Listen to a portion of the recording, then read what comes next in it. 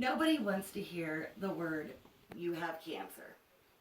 Hearing that word about yourself or someone else can be devastating. One of the first questions you're going to ask your doctor is, am I going to die? The next question is, what is my prognosis? I have heard that diagnosis several times in the last year, the latest being with my mother. Cancer does not only affect the person diagnosed, but also the loved ones around them that care for them. In the United States of America alone, the American Cancer Society states that 1.6 million new cases of cancer are diagnosed and approximately 600,000 cancer-related deaths will occur just this year. Most common in the United States are breast cancer in both men and women, lung, prostate, and colorectal cancer. That is why it's very important to consider all that can be done to prevent cancer. There are certain factors that make the onset of cancer far more likely. Some of those factors are smoking. If you're a smoker, you should quit smoking or don't smoke. Your family history is a main factor, such as my grandmother and my mother both were diagnosed with cancer, and obesity and a poor diet. So knowing the signs that you have cancer, and it is important to be preventative and proactive if you develop them. Some of the signs are a persistent cough, unexplained weight loss, unusual pain, lumps, difficulty swallowing and breathing, and unexplained sores are to name a few. So be aware of any changes or anything you noticed. Call your doctor and ask them questions and see your doctor right away.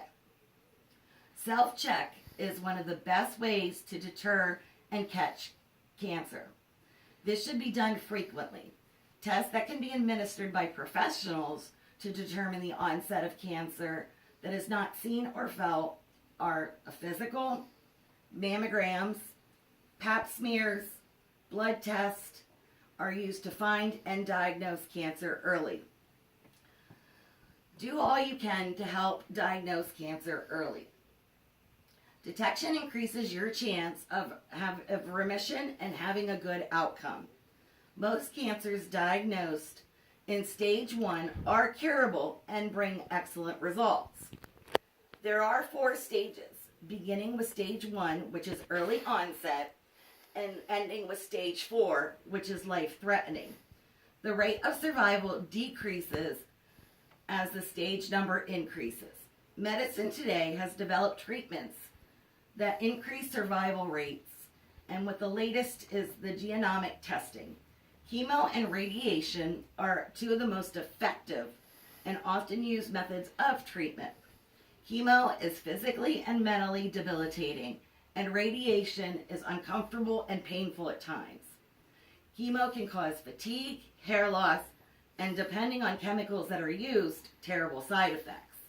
Radiation can cause skin irritations, blisters, and fatigue.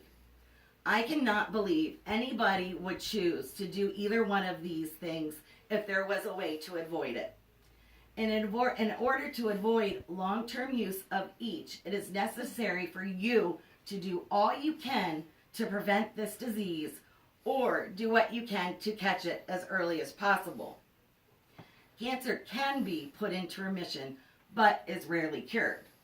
Professionals do say that cancer if it does not reappear in 5 years, you are considered to be cured, but history shows that some cancers can return 20 or more years later.